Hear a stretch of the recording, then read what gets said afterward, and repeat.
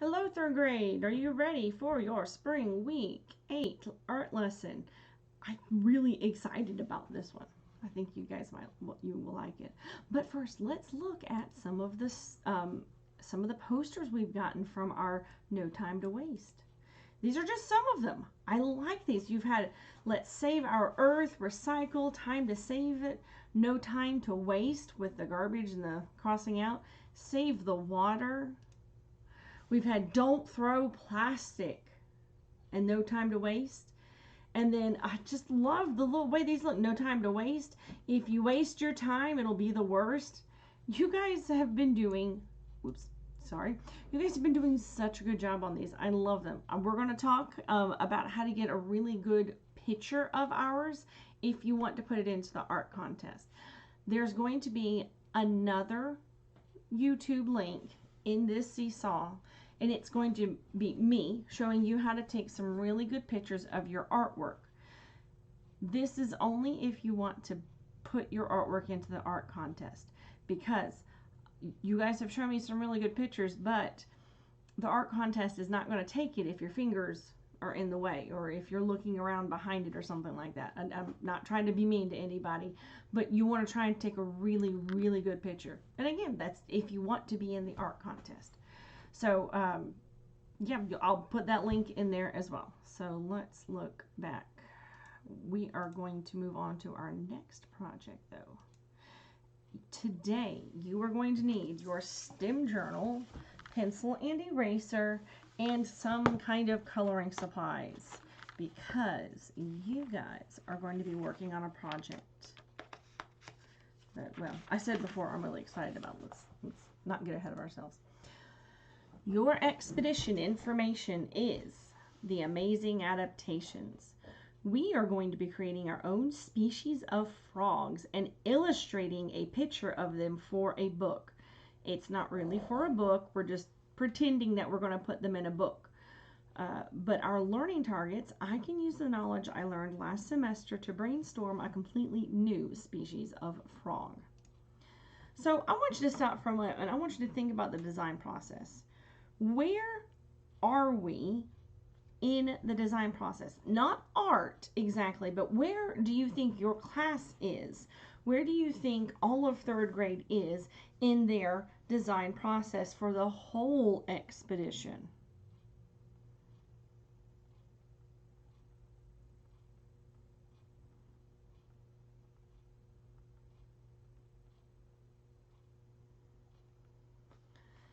So today we are going to start brainstorming a frog that, you know what?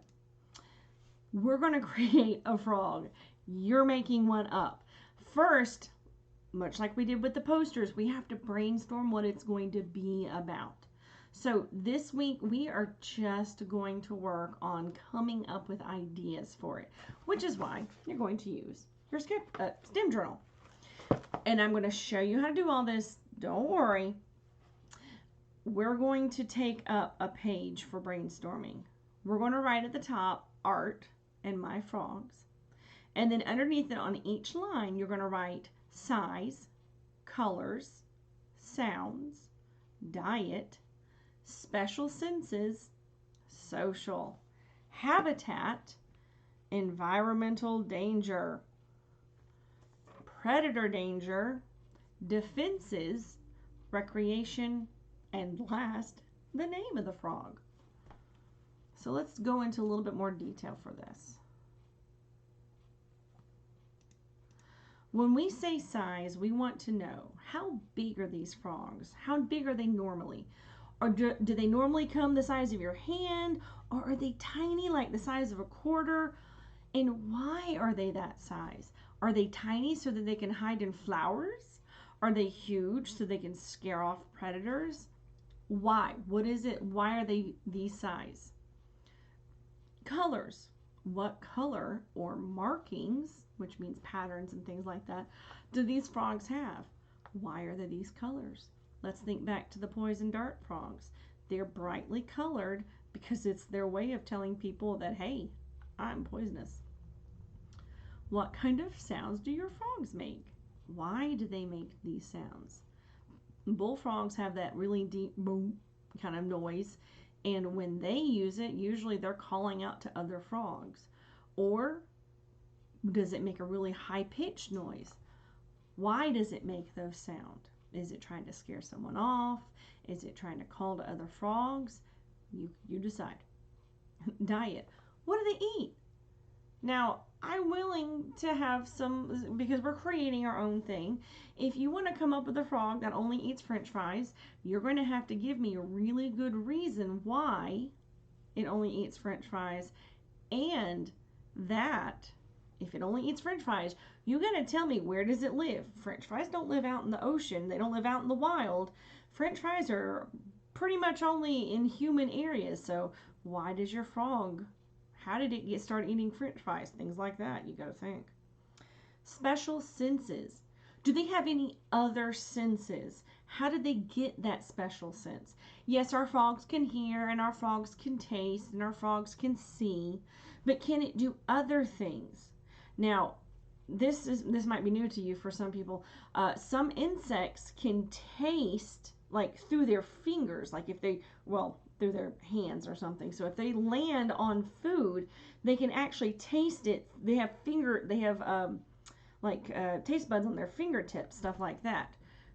I would like to point out that insects don't really have fingertips. I'm just using that as an example. So does your frog have any different senses? And let's look. Social. I know that I'm covering up that one. I'll read it out to you. Social. Do they like being around other frogs of their kind? Or do they like to be alone? Will they let other frogs near them? Sometimes animals can be territorial, which means they like to have only one of them nearby. Does your frog like to have other frogs nearby? Maybe it likes frogs that just aren't part of its species. Or does it tell them all to go away, get off my lawn? Things like that. Habitat. Where does it live? This is one of the most important parts.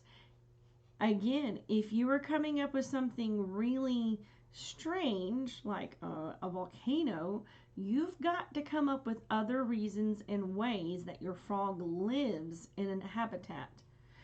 Let's use that volcano as an example.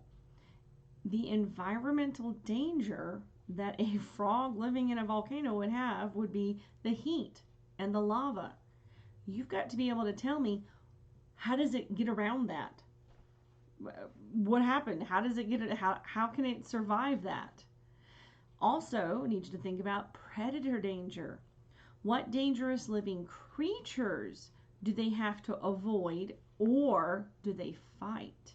Does it have something that likes to eat them and therefore is always looking for them?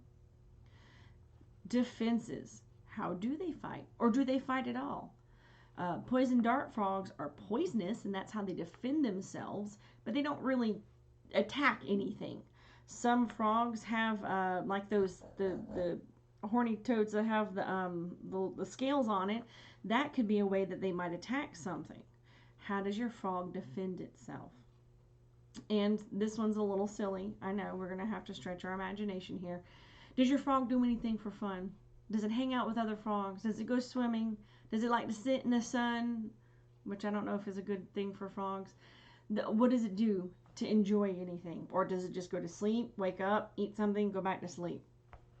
And then the last thing to talk about is name. What are these frogs called?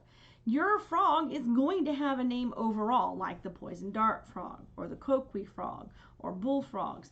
It's a name that refers to all of your frogs, not just one frog. We're not just making Bob the frog. You're making Bob's family, whatever he lives with.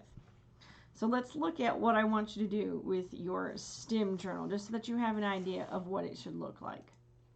So we're going to start in our STEM journal, of course, and we're going to write at the top. Oops.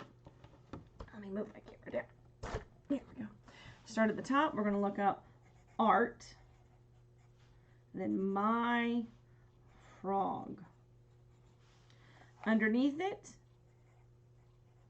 size, colors, sounds, diet, special senses,